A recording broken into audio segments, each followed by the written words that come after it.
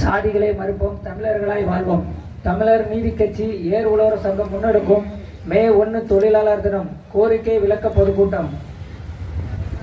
தோழர் செந்தமிழ் போராளி சுபாய் இளவரசன் அவர்கள் தலைமையில் நடக்கும் இந்த போராட்டத்திற்கு வருகை தந்திருக்கும் இங்குள்ள மாநில மாவட்ட பொறுப்பாளர்கள், நிர்வாகிகள் அனைவருக்கும், இதை சிறப்பாக அமைதியாக கண்டுகளிக்கும் இந்த பொதுமக்களுக்கும் எங்களுடைய நெல்லை மாவட்ட தமிழர் நீதி கட்சி சார்பாக மிகப்பெரிய ஒரு நன்றியை தெரிவித்துக் கொள்கிறோம்.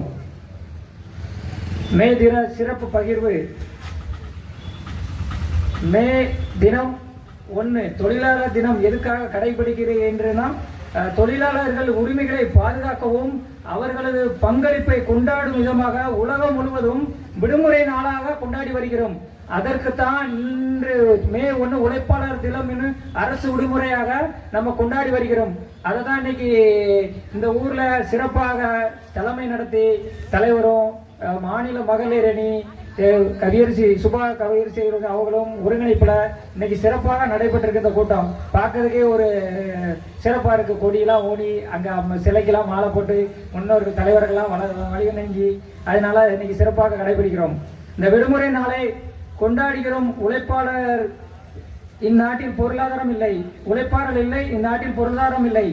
தொழிலாளர்கள் ஒன்றிய இயக்கத்திலிருந்து தொழிலாளர்களின் பொருளாதார மற்றும் சமூக சாதனைகளை கொண்டாடுவதே இந்த தினம் சிறப்பாக கருதப்படுகிறது. உழைப்பாளர் தினம் உழைப்பின் முக்கியத்துவத்தையும் மக்களின் அர்ப்பணிப்பையும் சிறந்து விளங்க ஒரு நாளா தினமாக இன்னைக்கு கொண்டாடி வருகிறோம். அதற்காக தான் எல்லாத்துக்கும் ரம்ஜான் பண்டிகை, தீபாவளி, பொங்கல் விழாவை கொண்டாடுவோம். ஆனா உழைப்பாளர்களுக்கு முக்கியத்துவம் கொடுத்து தான் இன்னைக்கு அந்த நாளை நம்ம அரசு விடுமுறை நாளா உலகம் முழுவதும் கொண்டாடி வருகிறோம். அதை உழைப்பாளர்களுக்கு கவனம் செலுத்தணும், சிறப்பு பண்ணணும் அப்படின்னு சொல்லி தான் மித்த நாள்ல இந்த ஆர்ப்பாட்டத்தை வச்சிருக்கலாம். அது அது அந்த அளவுக்கு ஒரு நல்லா இருக்காது. உழைக்கும் மக்களுக்கும் உரிமைகளை பாதுகாக்கணுங்காடி தான் இந்த நாள்ல கண்டிப்பான இந்த பொதுக்கூட்டம் வைக்கணும்னு சொல்லி அதுக்காண்டி தான் இவ்வளவு ஏற்பாடு சிறப்பாக அமைத்ததுக்கு இங்குள்ள பொறுப்பாளர்கள் அனைவருக்கும் எங்களது இன்னும் மீண்டும் ஒரு நன்றியை தெரிவித்து விடைபெற்றுக் கொள்கிறேன்.